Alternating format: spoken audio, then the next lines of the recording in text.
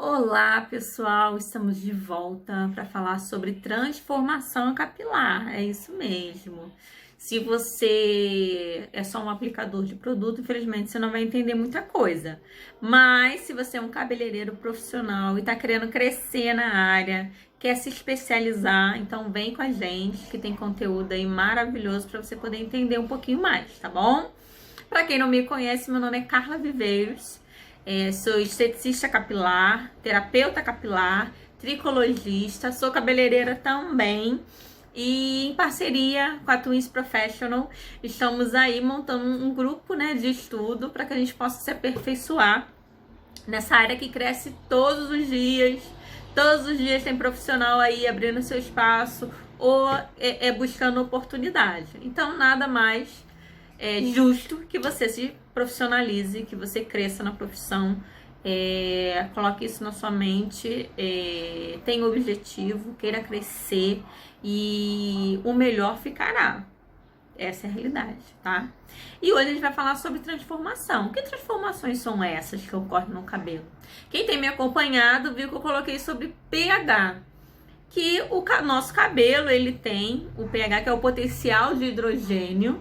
E através dessa medição, vamos colocar assim, eu consigo definir se um produto ou o que seja é alcalino, neutro ou ácido. E aí nós descobrimos que o quê? O pH, em algumas literaturas diz que o pH do cabelo é de 3,5, outras diz 4,5, a 5,5, e a gente descobriu que o nosso cabelo ele é levemente ácido. E até eu coloquei uma figura que eu vou estar colocando aqui, que é como que o nosso cabelo se comporta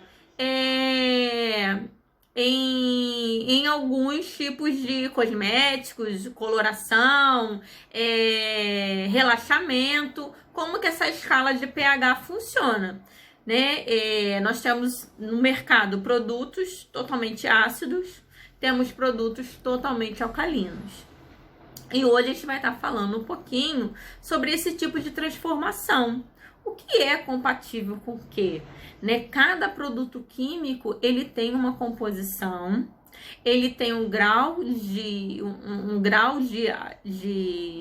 potencial de hidrogênio, o pH, ele tem um pH, e conforme esse pH, a gente vai conseguir transformar essa fibra.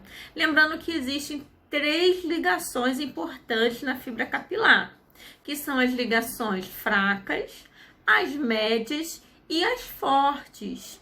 Aí nós temos a de salina, as de sulfetos, que é de hidrogênio, e temos as de enxofre.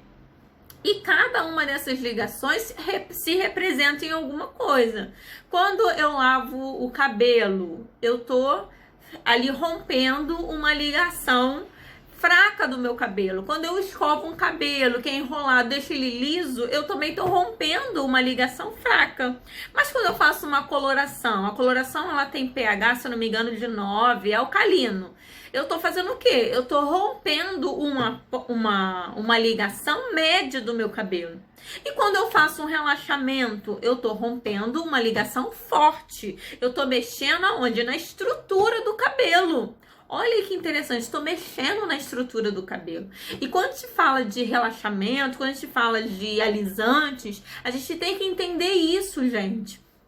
O quanto é importante você entender que eu estou mexendo na estrutura do cabelo da minha cliente e que depois eu tenho que restabelecer essa estrutura. Porque senão ocorre o quê? O dano químico, que às vezes não cai na hora, cai depois de 15 dias.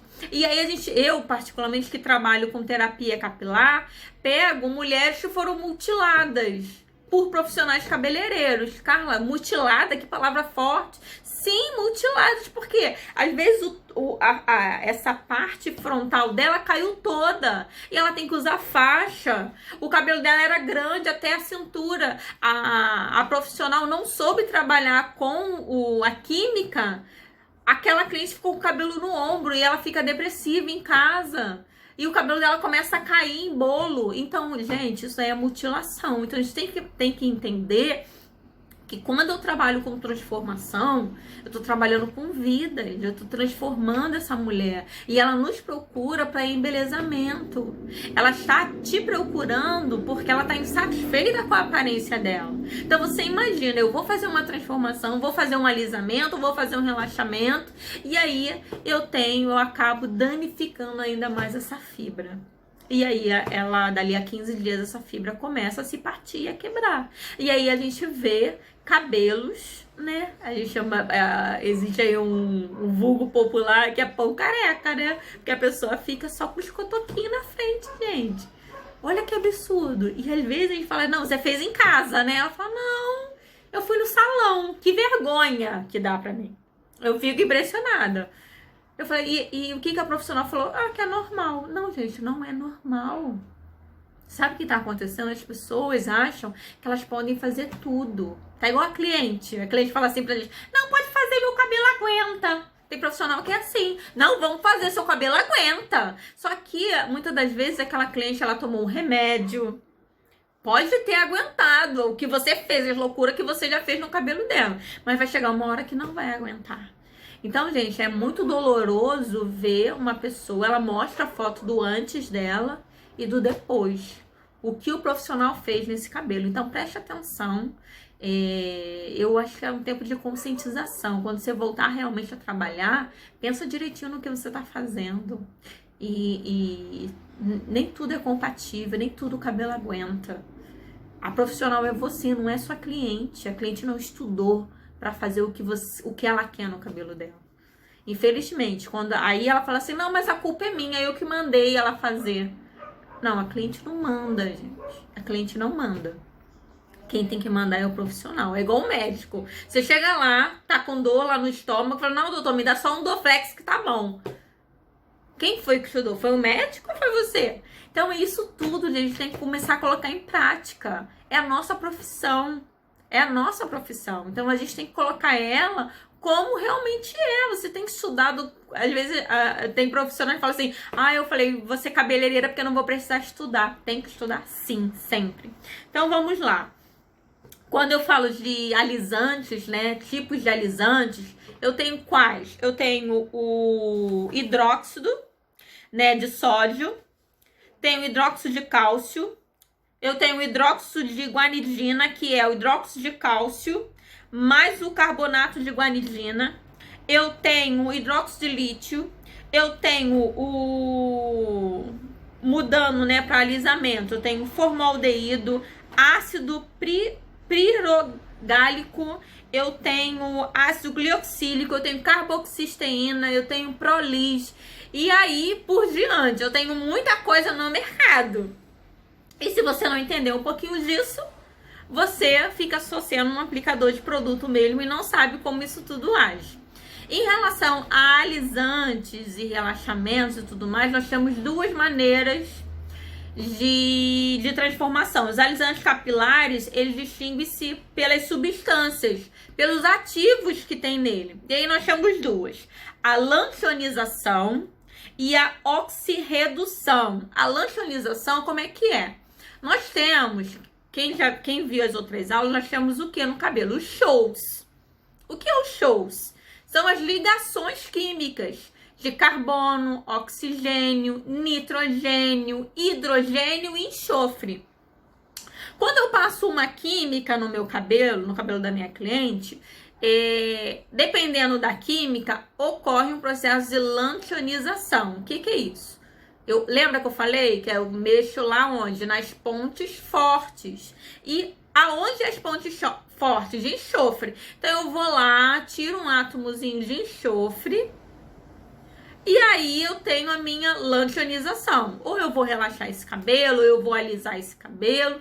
Então, esse processo é o quê? Eu tiro um átomo. Então, o cabelo, ele fica desestruturado. Por isso que eu falei que muitas das vezes ocorre uma queda depois de 15 dias.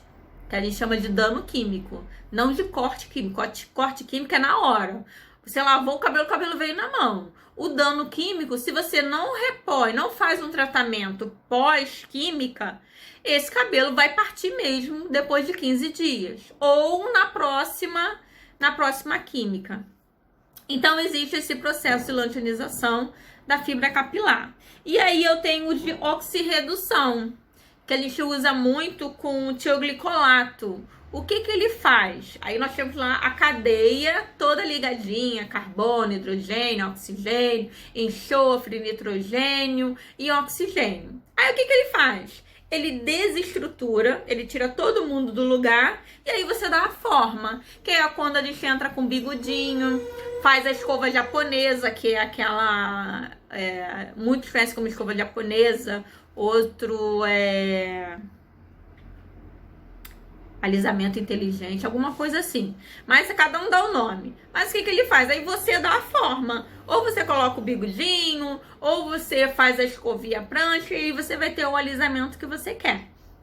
E aí cada ativo, né, o hidróxido, guanidina, hidróxido de cálcio, vai agir de uma maneira. E aí é onde a gente se pergunta muito, será que esse cabelo vai aguentar? E aí, você fez o teste de mecha antes? Ah, Carla, minha cliente chegou aqui e falou que já usa isso em casa há anos. Só que ela usa anos em casa, só que a gente não sabe como está o cabelo dela naquele momento.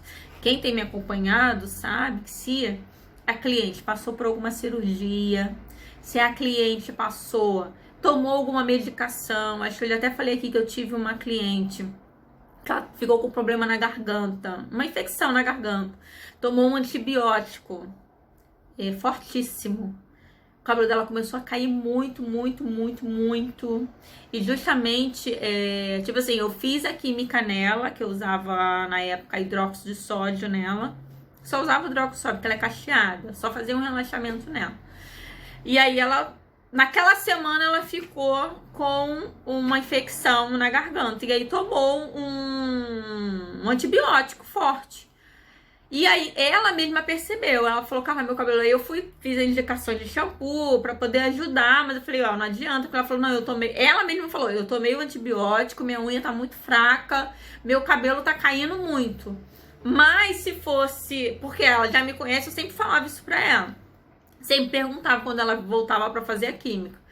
E se fosse outra profissional, ou outra cliente, que ia falar, não, meu cabelo tá caindo por causa daquela química que você fez. E aí a culpa seria pra cima de quem? Da profissional.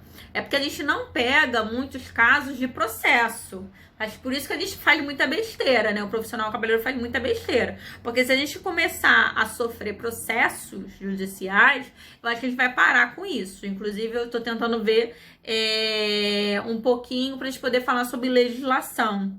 Pra você poder também se orientar nisso, que é muito importante. E aí fica essa dica. Então, você tem que saber o histórico da sua cliente, o fisiológico dela, se ela fez alguma cirurgia, tomou algum remédio, qual o tratamento que ela usa em casa, porque também dependendo do creme, shampoo que ela usa, pode ter algum efeito colateral nesse cabelo, tá? Então, existe aí essa transformação capilar, essas transformações, dependendo do ativo que a sua cliente, que você vai usar na sua cliente, tá? Lembrando que esses dois processos, a gente vê muito, né, o de lanthanização com hidróxido de sódio, hidróxido de potássio, né, hidróxido de cálcio, o lítio e o processo